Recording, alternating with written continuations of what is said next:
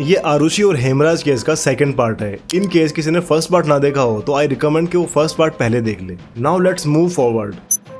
इस केस को लेकर काफी सारी थ्योरीज सामने आई थी। सबसे पहले पुलिस ने बोला कि ये विष्णु ने किए हैं। Vishnu as I told you जिसने अपनी जगह पर हेमराज को काम पर रखवाया था और तलवार ने उसको ही परमानेंट कर लिया था। पुलिस ने बोला कि विष्णु ने गुस्से में आकर हेमराज को मार दिया होगा क्योंकि उसकी वजह से उसकी नौकरी गई थी और ये सब होते हुए आरुषि ने देख लिया होगा, इसलिए विष्णु ने उसको भी मार दिया। बट ये बात प्रूव हो गई थी कि 15 मई की रात को विष्णु नेपाल में ही था, इसलिए ये थ्योरी बेकार हो गई थी। देन एंट्री होती है इंस्पेक्टर गुरुदर्शन की। उन्होंने अपनी प्रेस कॉन्फ्रेंस में साफ साफ बोला कि ये तलवार ने ही किए हैं, स्पेशली डॉक्टर राजेश तलवार ने। इस जघन्य अपराध को अंजाम देने वाला जो प्राइम अक्यूज्ड है वो डॉक्टर राजेश तलवार है, क्योंकि उनकी बिजनेस पार्टनर अनीता दुर्रानी के साथ संबंध थे। इसके बारे में आरुषि को पता चल गया होगा और ये जानकर वो काफी दुखी हो रही होगी और ये बात उसको किसी से शेयर करनी थी और ये बात वो अपने फ्रेंड से नहीं कर सकती थी, इसलिए उसने इसके लिए हेमराज को चुना क्योंकि हेमराज उसके लिए इजीली एक्सेसिबल और हर टाइम अवेलेबल रहने वाला बंदा था। I am quoting inspector Gurudarshan. ये बात शेयर करते हुए आरुषि और हेमराज करीब आ गए होंगे और उनके बीच में फिजिकल रिलेशन हो गया और इसी बीच राजेश रूम के अंदर आ गए होंगे और उन्होंने उनको इस हालत में देख लिया होगा। ये देखकर राजेश गुस्से में आ गए और आप ऐसे बाहर हो गए और बाहर जाकर गोल्फ क्लब लाकर पहले हेमराज को और उसके बाद आरुषि को मार दिया। पुलिस यहाँ पर एक 14 साल की बच्ची का कैरेक्टर असैसिनेशन कर रही थी, वो भी बिना किसी सबूत और ढंग की इन्वेस्टिगेशन के। और अगर पुलिस की इस बात पर यकीन किया भी जाए तो भी ये बात हजम नहीं होती, क्योंकि अगर राजेश ने उनको ऐसी कॉम्प्रोमाइजिंग पोजीशन में देखा भी होगा तो ऐसा तो था नहीं कि वो घर के अंदर गोल्फ क्लब लेके घूम रहे थे।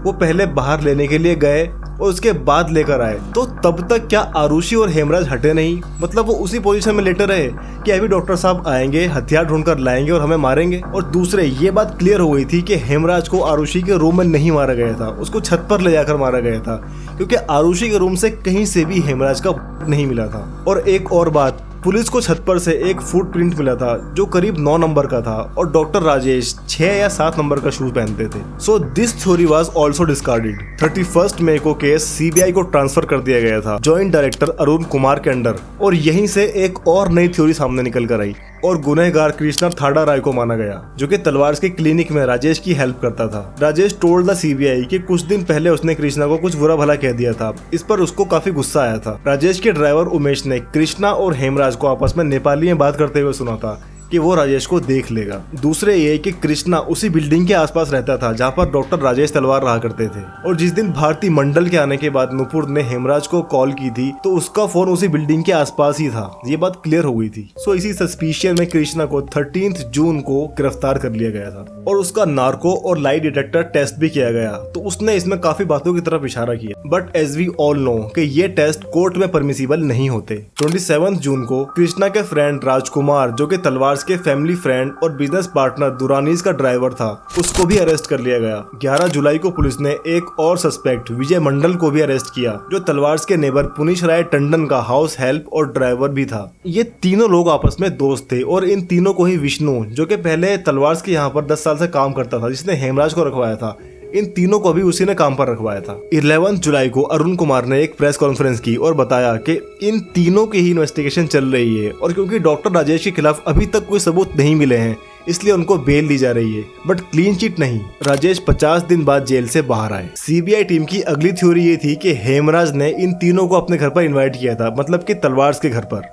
ये चारों हेमराज के रूम में बैठकर ड्रिंक कर रहे थे और कृष्णा ने डॉक्टर राजेश से बदला लेने की बात कही। इत्तेफाक से उस रात आरुषि का रूम जो था वो लॉक नहीं था, तो कृष्णा और राजकुमार आरुषि के रूम में गए और उसके साथ जबरदस्ती करने की कोशिश की और जब उसने ये सब करने से मना किया तो कृष्णा ने आरुषि को मार दिया। और ये बात जब हेमराज को पता लगी तो उसने डॉक्टर राजेश को ये सब बताने के लिए कहा, तो इस पर कृष्णा ने उसको छत पर ले जाकर उसको भी मार दिया। सीबीआई ने ये थ्योरी इन तीनों के नार्को टेस्ट के स्टेटमेंट से ली थी। एक बात जो यहाँ पर बहुत इंपॉर्टेंट है वो ये है कि कृष्णा के घर से सीबीआई को एक खून से सना हुआ पिलो कवर और एक खुकरी भी मिली थी। अब ये बात बहुत अच्छी तरीके से क्लियर हो गई थी कि ये सब कृष्णा ने ही किया है, बट जानते हो यहाँ पर क्या हुआ? इस बात को ये कहकर इग्नोर कर दिया गया कि जो एविडेंसेस थे, मतलब जो एविडेंस हेमराज के रूम से लिए गए, कुछ एविडेंस कृष्णा के रूम से लिए गए, तो उन दोनों की जो चिट्स थी, नेम की जो चिट्स थी, वो आपस में ना बदली गई थी। सो कृष्णा के रूम से जो पिलो मिला था वो हेमराज के रूम का ही पिलो था। बाद में कृष्णा के फैमिली मेंबर और उसके लैंडलॉर्ड ने ये बात कंफर्म की कि उस रात कृष्णा घर पर ही था। राजकुमार जो कि दुर्रानीज का एम्प्लॉय था,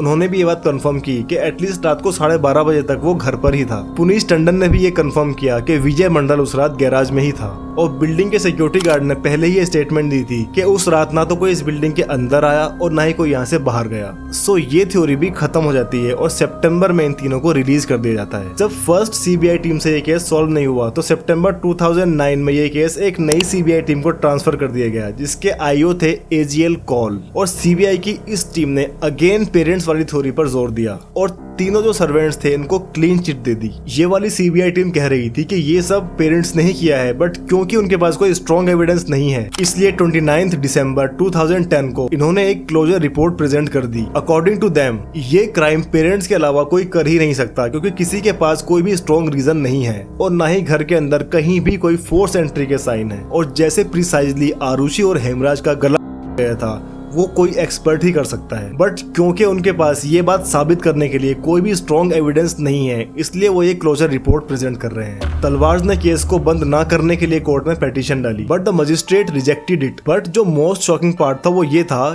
कि मजिस्ट्रेट ने ये अपील सिर्फ रिजेक्ट नहीं की थी, बल्कि जो सीबीआई ने एक क्लोजर रिपोर्ट प्रेजेंट की थी वो उसने उसी क्लोजर रिपोर्ट को तलवार के खिलाफ चार्जशीट में कन्वर्ट कर दिया था। 25 नवंबर 2013 को स्पेशल सीबीआई कोर्ट ने राजेश और नुपुर को डबल मर्डर के लिए गिल्टी बताते हुए अरेस्ट कर लिया और उनको लाइफ इम्प्रिजनमेंट की सजा सुना दी। 5 सालों में कोई भी इन्वेस्टिगेशन ढंग से नहीं हुई थी, एविडेंस टेम्पर हुए थे और इतनी सारी थ्योरी सामने आई थी और किसी भी थ्योरी को साबित करने के लिए पुलिस और सीबीआई के पास कोई भी स्ट्रॉन्ग एविडेंस नहीं था। फिर भी कोर्ट ने चार्जशीट देकर पेरेंट्स को सजा सुना दी और तलवार को डासना जेल भेज दिया। 2014 में तलवार के लॉयर ने कोर्ट के इस डिसीजन को चैलेंज किया और 5 साल जेल में रहने के बाद 2017 में उनको बेल मिल गई। कोर्ट ने बोला क्योंकि सीबीआई के पास कोई भी स्ट्रॉन्ग एविडेंस नहीं है अपनी बात को साबित करने के लिए, इसलिए पेरेंट्स को बेनिफिट ऑफ डाउट मिलना चाहिए। कोर्ट को 5 साल बाद ये बात याद आई। मतलब सोच कर देखो, अगर वो गिल्टी नहीं थे तो उनके साथ इतनी नाइंसाफी क्यों हुई? उनकी बेटी भी चली गई और उनको ही दोषी बताकर उनकी ही बेटी के